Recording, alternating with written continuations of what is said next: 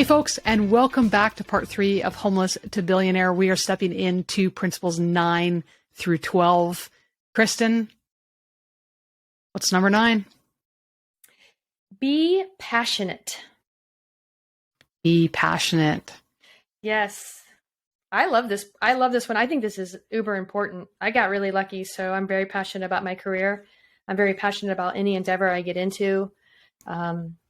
Not only passionate, but if it doesn't bring me joy, I think that's the other part of it, right? Like, if you're not passionate about it, like, would it even bring you joy? I often wonder that. But anyways, I digress. I think what he's trying to get across here is whatever you can find yourself doing for 5 years straight, or if you had millions, what would you do? What would you bring to society or to your family? So if you're passionate about it, it's just not a job. I mean, it's just easier. You get in kind of flow, I think, so to speak. Yeah, well, you've heard that saying, right? Follow your dream and you'll never work a day in your life, or whatever it's called. Yeah, that's true. Yeah, it's true. It sounds cliche, right? I mean, I heard it growing up and I'm like, I didn't think much of it, but until you live it, like, you don't give it. So I'm huge with my children with that. I mean, yeah, they get it.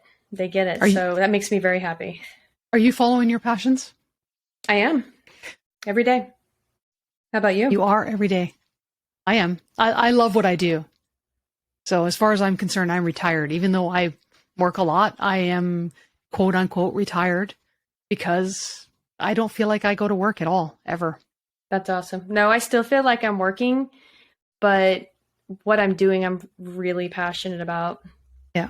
If you're getting my attention and it is to help you, I'm super passionate about it. And that was even when I was working for free, training newbies how to learn to read a chart. Like, yeah. Okay. Yeah. That's a lot of hours we just put into that. I think I'm going to have to go. What else am I passionate about it that actually brings an income? So, yeah. It's funny because when you're passionate about something when the people around you are like, really, we're going to talk about this again? Yeah. That happens. I get that. I don't get that very much, but more often than not, I'm kind of like, how do I put this? So, chiropractic is one of the things that I do. I can say that now. It's not the only thing I do, but for a lot of people, they think it's the only thing I do. And so when you've been a chiropractor for 15, 20 years, or pushing 25 years now, and you get around a group of people and you're introduced as a chiropractor, well, then everyone wants to talk about chiropractic. And I'm like, well, at the level I want to talk about chiropractic, that's not the level you want to talk about it. Like, you just want to talk about like your knee pain or something like that, your back or your neck or something. And I want to talk about like the history of chiropractic and the neurology and the spinal cord and like all kinds of crazy stuff, like broken screws that are touching a spinal nerve, but that bores people. You're right. That's a great point. If you could be introduced as anything, what would you actually want to be introduced as? Yikes. Because I am sure there are multiple people out there that have interests in all different aspects. And we are so quick to label people, put them in a box, and socialize with them inside of that box. It'd be great to be able to identify ourselves as something eclectic. Well, it's funny because you remember I came up with that name, the elite body mechanic? Yep. So that still kind of rings true, but because mechanics are working on the inside and they do work on the outside of a car. Like, most people think of a mechanic as somebody that's working on a vehicle or something. But if the body is the vehicle that I work on, one of the businesses is the health coaching with all the testing and all that stuff and all the supplementations for healing. And so I'm kind of working on the body chemistry from the inside. Now, chiropractic actually is working with the inside too, but most people see it as an external physical repair of sorts, which it technically can look like that. And my arm wasn't working and now it's working better. It looks very physical, but in turn, we're still working with neurology. So I think the elite body mechanic would still fit, but then how do you put in podcasts and trading into that? Like, I don't know. Don't call me jack of all trades. I definitely don't want that. It's funny. So, I'm in the same boat as you. So I do so many different things, and I've never had a solution to that problem. I mean, you can say you're retired. Transformational health coach. I'll take that. There you go. Transformational health coach. All right. Well, yeah, because that includes so much, the emotion code and everything, right? Okay, we are Kristin, off topic, right? This is the transformational health coach. All right. No, it's cool. Find your passion. Now, I think that there's some pretty good exercises I wanted to mention in this book. Okay. And one of them is finding your passion. There's an actual way of doing that. So there's some step-by-step things that you can do. And if you're struggling with finding your passion, that could be one of them. So I really liked some of the assignments and things that he had listed. So I think that's pretty cool. All right. Next one, we have number 10. Principle number 10, master your emotions. In business, allowing anger, frustration, fear, and other negative feelings to get the best of us can jeopardize big deals, alienate coworkers, lead to poor decisions, and limit opportunity. Absolutely. Is this something that you've struggled with as a female? No. Matter of fact, I just don't even allow it. I'm just like, we're not going there. Mm-hmm. Let's don't go there. We don't need to go there. It's not serving. I mean, more in the office setting. Mm-hmm. But I don't know. I do know that if my day starts horribly emotionally, and I take that to work, I can't be at my best self. I can't serve anybody at that level. So I guess maybe that's everything that I do is when it's with people, one-on-one helping them, I have to be running at my best at that moment. So if my emotions are all over the place, I mean, I guess it's just checking them. So I don't know. I've seen it in other jobs that I've had. I've seen it in and around me. And I feel like women have struggled with this more than men do. Mm. It feels like, and I don't know if it's because women tend to be more in connection with their emotions. They're more aware of them. Well, did you mean like how do I deal with it, or how do I see it a lot in women in my office? No, I was meaning if it's something that you struggled with. No, I don't struggle, but I see people struggling. Yeah. Okay. And that's fair enough. So I was just curious because, like I said, I've seen it throughout my experience in life as being more of a challenge for the female gender to control their emotions. Mm-hmm, mm-hmm. And it's a sliding scale, I think. Yeah. Personalities.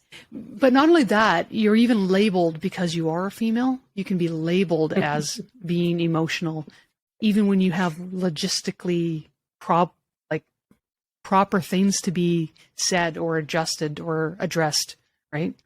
So gender labels. Yeah, it's pretty sad. Get to know me. Exactly. Get past the anatomy. Yeah. I'm mad for a reason, and I have a legitimate reason, and that's why. There's no other reason. And you're going to know I'm mad. Here it is.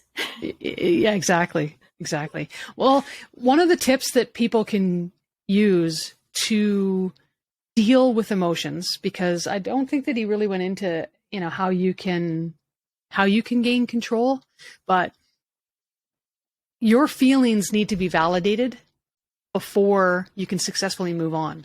And at least that's my opinion.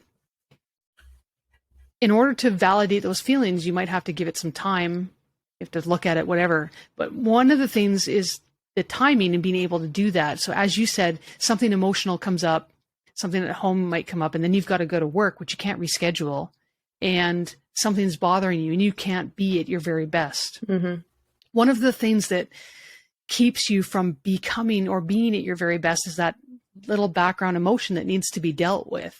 And scheduling time with your emotion, telling your emotion that I'll deal with you later, can be helpful in at least subduing some of that emotional, I don't even want to know what you want to, upheaval, I guess you could say, right, for a later time. So tell yourself, you know what, I'll give myself 45 minutes at the end of the day to deal with this and process it, and then let it go, right? Don't let it linger. You have to You have to create boundaries around your emotions.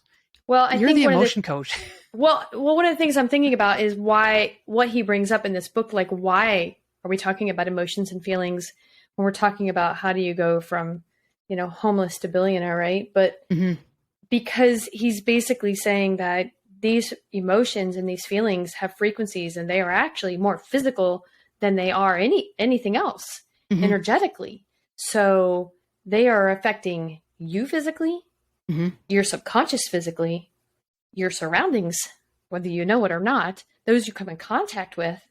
So big picture, but go really tiny. So these little tiny feelings and these little tiny emotions are literally making the biggest impact on you on a physical level and can get in the way of your dreams and aspirations or help you along the way. So I guess the moral of the story is just to pay attention to them. Yeah. Yeah, for sure. And I mean, this stuff inside and out, because that's what you are. You're an emotion code, whatever. What do you call yourself? Practitioner. An emotion code practitioner? When you're certified, you're technically you're technically a practitioner. But yes, the whole gist of it is these frequencies, the negative ones. Yeah. So we got that David Hawkins, graph of these are higher energy frequencies and these are lower, and these lower ones that we process, and if they get stuck or we're constantly, dealing with them or we're triggered by them, is that typically you're buried somewhere. And because they're carrying that negative frequency, they can create illness, they can create just negativity things in your life. So yeah. Yep. That's the other big picture that we just tend not to think about. And so Tracy's just trying to tell you that there are ways to remove these so we don't have to live with them. There are ways to remove them. And like I said, it's important, I think, that we still have to address our emotions because we can't ignore them. We can't get rid of them. We can't eliminate them. That's going to cause a bigger problem. Them. Yeah, exactly. And that's not appropriate either. But a lot of people are also scared to tackle their emotions and putting boundaries in place. Because for some reason, people think when they start to address their emotions, they're just going to fall apart. And it's going to be this big well of whatever. Could be. But again, setting boundaries and dealing with it appropriately, giving validation to it, but then dealing with it is helpful. So, all right. Principle number 11. What's that one? I don't know. I don't have it in front of me. Wake up expecting problems.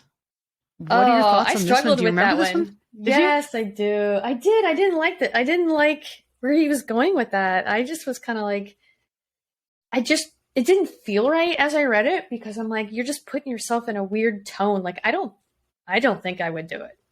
Yeah. I agree with you 100% because I felt the same way, but I totally understand where he's coming from. Yeah. Because he's coming from a place of embracing problems, and that with problems, there are a tremendous amount of learning opportunities and growth. And that's his approach to problems. So bring as many problems as you possibly can, because that's what's going to give me the most amount of growth. Yep. Right. I like it that way too. Just switching it up. But I remember just reading the beginning, but there's probably other more positive ways to put it, but I think he was just trying to get our attention with the verbiage, which he did. Absolutely. I mean, there's titled Changing Problems into Opportunities. That's one of the twists. It's a mindset change. It's not failure. Yeah. It's not failure. We tend to forget, like Thomas Edison and all the people that have invented things. Like, if these poor people would fail, we wouldn't be talking to each other at least thousands of miles away on the internet. Oh, that's funny. Let's see here. Yeah, because he goes into, waiting to make a choice. Because this was the other thing, right? Again, it is better to wait and make no choice than to make the wrong decision and pay for it later. That was one of the things that caught me off guard, because there's a fine line between waiting to make a decision and waiting too long to make a decision. Right? And not making a decision is making a decision, by the way. It is. Absolutely. And you can change your mind and change your decision. You can. Absolutely. But there's a fine line in there, I think, because, you can miss a lot of opportunities. He talked earlier about taking action right away and not waiting on those big dreams, but then in the same sense, he's saying, wait and don't make a decision, quickly. And so there's a little bit of conflict in there, at least there was for me, but identifying that there's a fine line. You can take too long in making a decision. You can overthink things. You can wait for the perfect opportunity that never arises instead of recognizing, let's just keep plunging forward and we will learn from the mistakes and we'll continually to get better. And that's really, right, what needs to happen. I don't know. I hear you. I hear you. Yeah. Yeah. Every problem contains a wealth of knowledge. I loved that saying. And then that was pretty much it for principle number 11. We have principle number 12. Well, let's just go back and repeat that. Okay. Every problem contains a wealth of knowledge. People really need to write that down and just put it on a damn sticky note, put it on the mirror in the bathroom. And that's what makes you embrace problems. If you recognize that every problem contains a wealth of knowledge, bring it. What did Xochitl Rodriguez say to me years ago? And I had never heard it before. And I was shocked that I had never heard it before, but it was priceless. And I don't even think she realized the impact it made on me. It was, you just remember things aren't happening to you. They're happening for you. Yeah. Knowledge. Knowledge is power. Okay. Number 12. Absolutely. Number 12. So principle number 12 is embrace apology. Boy, oh boy, oh boy. How you do with that one, Trace? You know what? I'm fine with apology. I don't have a problem apologizing. But I did find, use an example. There, everybody. There was a but. Yeah, no, it was. I'm just teasing. No, it was in his analogy. He explained businesses, and one of the things that he said is, when I started my own companies, I never wanted to make a mistake and not be willing to admit my wrongs and apologize. I always want the people around me to feel like they are worth my self-reflection and humility. I had never even thought of it that way. That was a mind shift for me. I'm liking it. I love it. But here's the thing. A lot of businesses out there, a lot of business owners out there don't have that attitude. They have the attitude of, I can't for any reason at all let my underlings think that I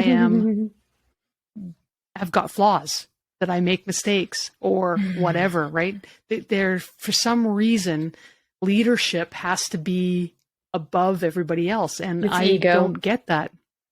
Ego. It's just ego. Yeah, it's ego. Yeah. So what a shift. And that's the difference, I guess, between success and not success. So one chain of thought or train of thought is me, me, me. The other train of thought is the other person. He's talking about that the people around me feel like they are worth my self-reflection and humility, right? Making other people feel like they're worth it. I thought that was really key in that whole thing. It wasn't about him. It was about other people. The focus was on everybody but him. And like I said, that's a shift in apology, because I know that when I apologize, I'm very genuine, but I know that it's about me. I have always felt like, oh my goodness, because I don't ever mean to hurt people or offend people or make mistakes. Like, that's the last thing that I want to do, but it's coming from a place of needing to be perfect and needing to be all these other things. It was never about my opinion of somebody else, if that makes sense. Like, that focus wasn't on them. The apology wasn't to make them feel like I had, or like they were worth the self-reflection. Does that make sense? It was always, yeah. And I'm putting myself out there right now. I mean, this is vulnerability. Right? 101. Yeah, it is. Yeah. But it's I'm being truthful. It's how I felt. And it doesn't mean that I don't care about the people in front of me, but I know that the position that I was coming from felt that way. This is a shift for me. I won't be looking at it the same way. I like that. I like that a lot. Very cool. So if you ever get an apology from me, it'll be totally based on the fact that I want you to know that you are worth my self-reflection and humility.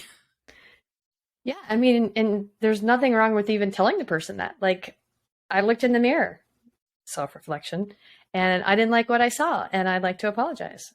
Yeah. So, and you would hope that they accept the apology. And if they don't, then that's on them, I guess. Yeah. Supposedly. I don't really know. I'm not a psychologist. Yeah. And I want to kind of, I guess, kind of reword or tweak or clarify. Okay. Where I come from when I'm apologizing. When I have come up to an apology, or I've had to give up on an apology, it's about, first of all, I feel bad about it, so I'm going to apologize, but it's about resolving the conflict for me.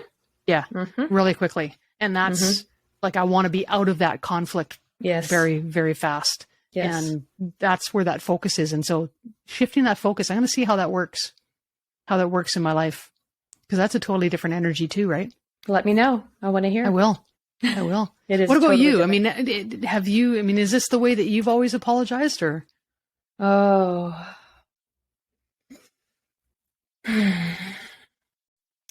Apologies are really, like you said, kind of a conflict resolution. You know, whether I did the wrong or I did the right, I'm going to call it out. I think it opens up communication. And I think communication is the key to all resolve. And so I agree. Yeah. That is really the essence of an apology, is, in my mind, communication. Now, does the other person actually want to communicate? Because you can't communicate if it's just a monologue. So you can only hope that there's a communication back. You know what I mean? Like, they're willing to communicate, and you can say, I'd like to talk about it. And if they don't want to talk, you know, maybe they can talk later. So I think it's just a step in a direction of vulnerability, all kinds of things. But again, that sometimes you don't even know what you're going to communicate about. But if you've upset somebody and you have to apologize for it, then there has to be some sort of communication bridge, I feel. Yeah. Just a thought. I mean, like, if you run into somebody at the airport and they drop all their stuff, you know, what are you apologizing for? Yeah. A little different. You don't necessarily need communication, but yeah. So I guess it's just time and place too. Yeah. He used some examples of actors, I guess, but we could see it in politicians as well as actors. Lordy. You know, anyone that's in the public eye that's ever had to apologize. And what he was demonstrating, or he was using as an example, is some people that, and I think he used Reese Witherspoon as an example right off the bat, and how quickly the public forgave. And it was based on the sincerity, the genuineness that came behind that apology versus other individuals that have apologized. You can say the same thing, but with no meaning behind it. And all of a sudden you're not going to get that same reaction. So I thought that was really key. Pay attention to the public, like the news, because you're going to see apologies regularly and see the reactions that you have, right? How do you feel when that person's apologizing? Like, are you getting the sincerity from it? Or are you feeling like it's just a bunch of words they're throwing out you and they're reading off a script, like whatever it might be, right? So, well, if you get to see the video, then you can, and you know how to read body language, which, by the way, is all over YouTube. You can learn, well, how does the FBI, you know, how do they read body language? So that's kind of just where I went. I'm like, oh, if I'm going to watch somebody apologize on national TV, I'm going to watch their body language. And they're probably taught it, but you can't hide some things, you know? But still, I mean, I think that's a great place to start learning and see how you feel when you're on the other side of that, and then adjust, you know, your own behaviors and pull from that, right? So, got it. All right, folks, that was it for this episode. We will catch you in the next one.